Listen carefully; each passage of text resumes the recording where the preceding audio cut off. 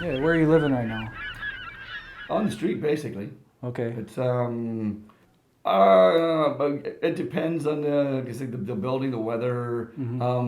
Sometimes it could just be between a building and behind some bushes, and it's fine as long as nobody knows you're there. Other times, if it's really cold, you need to find more of a shelter. Like the last few nights, it was pretty darn windy and cold, and that can drop the wind chill down a lot.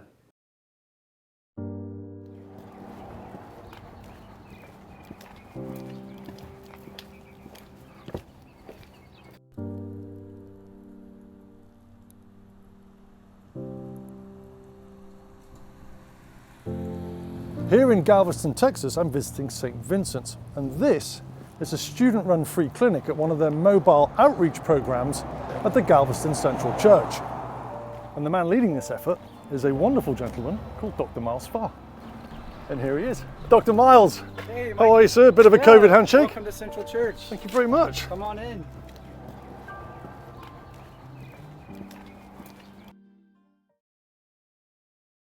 You'll see just the amazing sort of touch points that we want students to see. So when we take care of folks, like understanding their stories and knowing sort of their background, so we can build relationships because they feel safe here. And these are folks that we would never see in our traditional clinics because they don't come to the clinics for either they're uncomfortable, they don't have the means of transportation. This is a place they come to be safe,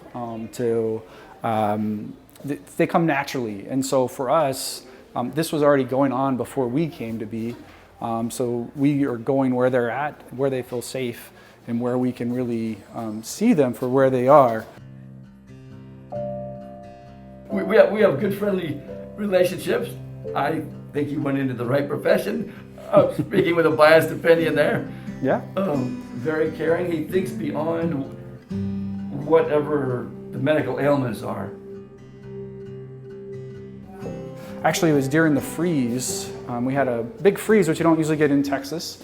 And during that freeze, they opened up this place as one of the few places where folks that were unsheltered, didn't have a home, could come and be warm. And so I read about that in the paper, and then I scheduled a meeting with Michael and Julia, who are the pastors here, and we talked, and our philosophies just overlap so much about what it means to be healthy, sort of the holistic health. And so we determined we should work together and really bring sort of holistic healthcare to folks that are here, as well as sort of the social services and everything else that we can support, along with the many different professions that we have.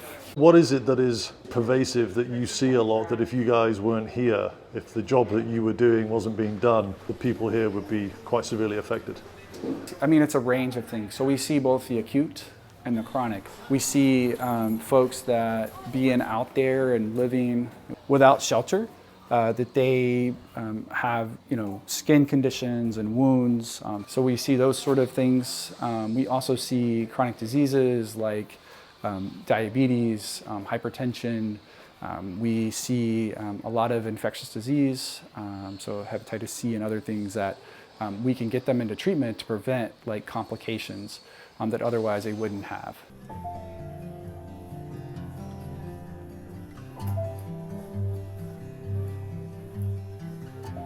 So obviously lots of medical doctor students. What about nurses and physiotherapists? I'm assuming do they have the opportunity to come here as well? Yeah, we have, this is the beauty of this place is we have professions and faculty and students from all the professions. So physical therapy, occupational therapy, clinical lab scientists, and nursing. And actually the leader of this clinic really, and the leader of our community outreach is an RN, a nurse, our community nurse. Marta Diaz, and she does wonderful work just here all the time, getting to know folks, getting to meet folks, really build relationships. And she comes twice a week and checks on folks, and just, when she walks around, she really knows everyone. And it's really key to being able to provide quality health care is just having those personal connections and relationships.